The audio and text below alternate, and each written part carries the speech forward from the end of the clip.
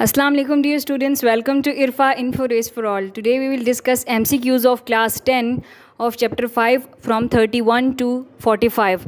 So our first question on the screen is, in which group of mammals the fertilized egg don't develop inside the mother's body? Mammals यानी दूध पिलाने वाले जानवरों के किस group में एग फर्टिलाइज्ड जो है यानी फर्टिलाइज्ड एग जो है फीमेल की बॉडी में नहीं बनता? कौन से ग्रुप ऑफ मैमल्स में? कॉर्डेट्स में, एग लेइंग मैमल्स में, प्लेसेंटल मैमल्स में या ऑल? अच्छा, कॉर्डेट्स की अगर बात की जाए, कॉर्डेट्स वो ऑर्गेनिजम्स हैं जो फाइलम कॉर्डेटा से आता है और उसको इस तरीके से कैरेक्टराइज़ किया जाता है कि इसमें वर्टिब्रेट्स होते हैं। फाइलम कॉर्डेट नाम जो है वो ग्रीक वर्ड है जिसका मतलब है स्ट्रिंग, ठीक है। तो ये कॉर्डेट्स होते हैं, एग लेइंग यानी अंडे देने वाले।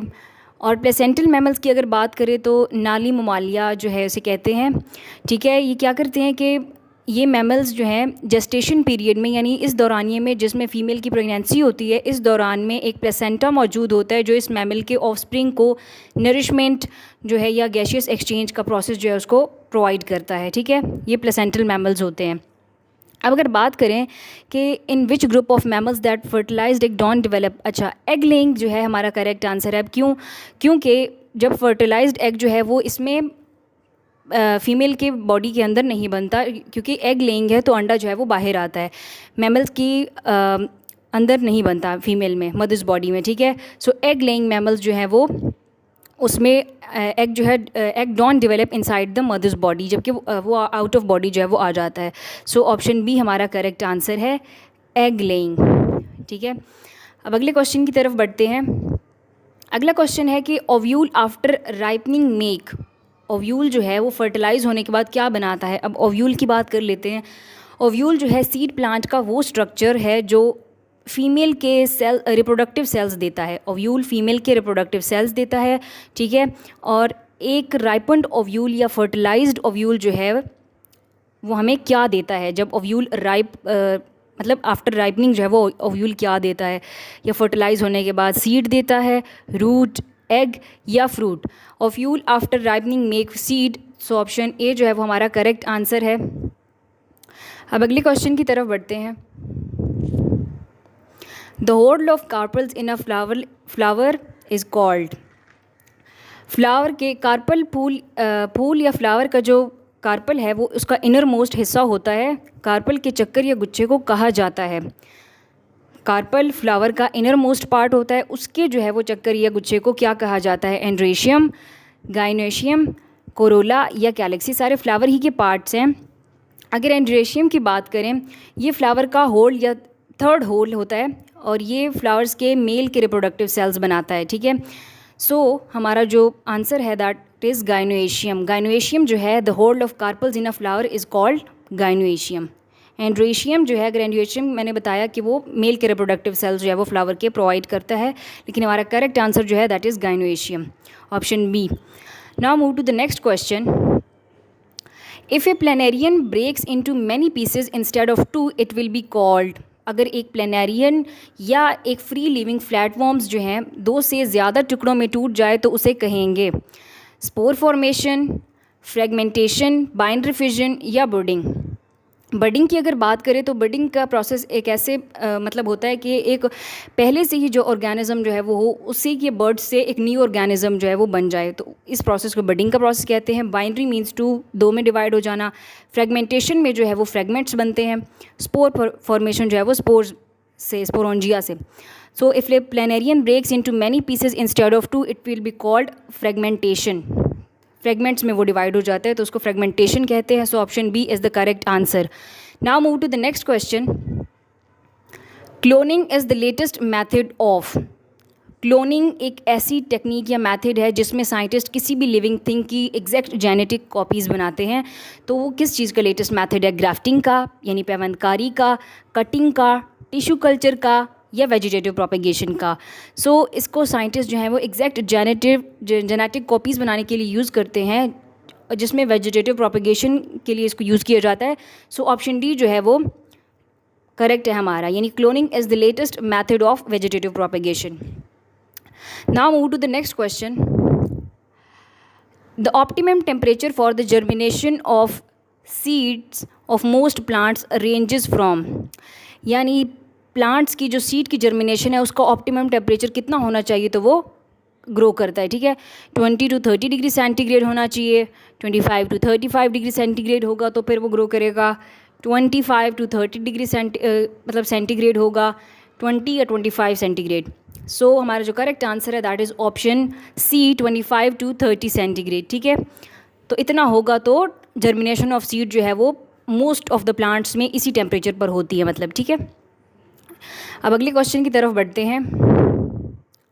Inside the testis the sperms are produced in. अब यहाँ पर जो है वो रैबिट के टेस्टिस की बात हो रही है कि रैबिट जो है, क्योंकि चैप्टर 5 में उसी का जिक्र हुआ है, तो देख लेते हैं कि रैबिट की टेस्टिस में स्पर्म्स जो हैं वो मेल के रिप्रोडक्टिव सेल्स है, तो वो कहाँ पर प्रोड्यूस होते हैं। ये सारे रैबिट के पार्ट्स हैं, ठीक है।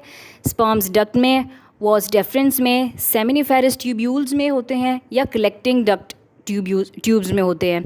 सो inside the testis the sperms are produced in seminiferous tubules. So option C is the correct answer. Now move to the next question.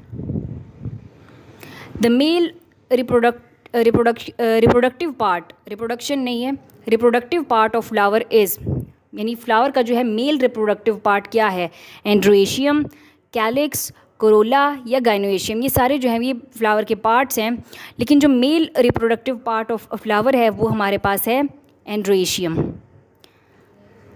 Now move to the next question. Where the sperms of male rabbit are deposited in the female rabbit, यानी mail rabbit के जो sperms हैं fertilisation के दौरान female rabbit की कौन से part में जमा होते हैं या स्टोर होते हैं। डिपॉजिटेड का मतलब जमा होना, ठीक है।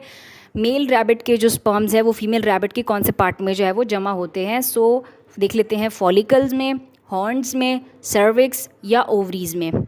सो स्पर्म्स जो हैं वो मेल रैबिट के फीमेल रैबिट के सर्विक्स में जो है वो डिपॉजिट होते हैं या जमा होते हैं। हमारे पास ऑप्शन सी जो है वो करेक्ट आंसर है, cervix. Now move to the next question. Method of asexual reproduction found in amoeba is. Amoeba में कौन सा जो है वो एसेक्सुअल रिप्रोडक्शन का मेथड होता है, ठीक है। बडिंग से उसकी रिप्रोडक्शन होती है, फ्रेगमेंटेशन से होती है, स्पोर फॉर्मेशन से होती है या बाइंडरी फिजन से। बडिंग का जैसे मैंने बताया कि एक ऑर्गेनिज्म जो होता है पहले से मौजूद हो तो उसी के बर्ड से एक न्यू ऑर्गेनिज्म इस प्रोसेस में बनता है, ठीक है। फ्रेगमेंटेशन में फ्रेगमेंट्स होते हैं, यानी एक से दो से ज़्यादा जो है वो फ्रेगमेंट्स में डिवाइड होने को फ्रेगमेंटेशन का प्रोसेस कहते हैं। स्पोर फॉर्मेशन की अगर बात करें तो spore formation is an asexual reproduction technique, और इसमें बहुत ज़्यादा जो है वो स्पोर्स बनते हैं जिनको स्पोरोंजिया कहा जाता है। बाइंड्री मीन्स टू, यानी अमीबा जो है वो 1 से 2 में डिवाइड होता है, ठीक है। बाइंड्री फिजन में 1 से 2 में, फिर 1 से 2, इस तरह से जो है वो इसकी एसेक्सुअल रिप्रोडक्शन होती है। सो ऑप्शन डी जो है हमारे पास करेक्ट आंसर है। Method of asexual reproduction found in amoeba is boundary fission. Option D is the correct answer. अब अगला क्वेश्चन देख लेते हैं। Reproducing a new plant from any part of A plant is called. एक plant के किसी भी पार्ट से एक न्यू प्लांट बना देना, ठीक है, उसको रिप्रोड्यूस करना, उसको कहते हैं इस टेक्निक को टिश्यू कल्चर, पार्थेनोजेनेसिस, ग्राफ्टिंग या कटिंग। ग्राफ्टिंग जो है ये पैवंदकारी को कहते हैं। पार्थेनोजेनेसिस जो है ये एक नेचुरल एसेक्सुअल रिप्रोडक्शन का होता है प्रोसेस। टिश्यू कल्चर जो है ये लेबॉर्ट्रीज़ और इस तरह उसमें होता है टेक्निक से कि एक न्यू प्लांट से, यानी एक न्यू प्लांट जो है वो किस तरह से करवाएं कि किसी भी प्लांट का एक पार्ट ले लें और उससे एक न्यू प्लांट जो है उसको रिप्रोड्यूस करवा दे। So this is called tissue culture. Option A हमारे पास करेक्ट आंसर है। Now move to the next question. Diploid two N is called. Diploid two N को कहा जाता है, डिप्लॉयड एक ऐसी टर्म है जिसमें किसी भी ऑर्गेनिजम्स के सेल्स का बताने के लिए कि इसमें 2 कंप्लीट सेट्स ऑफ क्रोमोसोम्स हैं, ठीक है। डिप्लॉयड का मतलब है कि किसी भी ऑर्गेनिजम्स के जो सेल्स हैं उसमें क्या है, 2 कंप्लीट सेट्स ऑफ क्रोमोसोम्स है, ठीक है। सो अब देख लेते हैं इसका आंसर कि एग सेल, एंडोस्पर्म। एंडोस्पर्म को अगर इसकी बात की जाए तो एंडोस्पर्म एक ऐसा टिश्यू है जो फूलदार पौधे जो होते हैं ना उनके सीड्स में ये प्रोड्यूस होता है टिश्यू, एंडोस्पर्म। जाइगोट या sperm cell.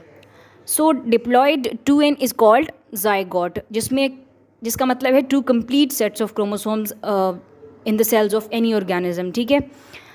So option C जो है हमारे पास करेक्ट आंसर है। अब अगले क्वेश्चन की तरफ बढ़ते हैं। The female reproductive part of flower is, flower का फीमेल रिप्रोडक्टिव पार्ट कौन सा है? पेटल्स, सेपल्स, स्टेमेंस या कार्पल्स? सो कार्पल्स जो है ये female reproductive part of flower है। Option D is the correct answer. Now move to the next question. A corn develops in a new garlic plant, this process is called, एक corn जो है वो एक new garlic plant में जो है वो डेवलप हो जाए तो उसको कहते हैं regeneration, natural vegetative propagation, meiosis या गैमीटोजेनेसिस। अच्छा, गैमीटोजेनेसिस जो है it is the process of division of diploid cells to produce new haploid cells. लेकिन जो ये प्रोसेस बता रहे हैं ना कि एक corn develops in a new garlic plant, एक कॉर्न जो है वो न्यू गार्लिक प्लांट में डिवाइड हो जाए या डेवलप हो जाए तो उसको कहते हैं नेचुरल वेजिटेटिव प्रोपेगेशन। ठीक है, सो हमारे पास ऑप्शन बी जो है हमारे पास करेक्ट आंसर है। Now move to the next question. Seedless fruit plants are propagated by, ठीक है, seedless fruit plants are propagated by, बग़ैर बीज के जो फ्रूट प्लांट्स होते हैं उनको किस तरह से प्रोपेगेट या ग्रो करवाया जाता है? क्लोनिंग से, ग्राफ्टिंग से, सकर्स या कटिंग से? सो इनको जो है वो ग्राफ्टिंग से करवाया जाता है। क्लोनिंग मुझसे बाय मिस्टेक लगा है, इसका जो करेक्ट आंसर है वो ग्राफ्टिंग है। पैवंदकारी से उसको ग्रो करवाया जाता है सीडलेस फ्रूट प्लांट्स को। ओके।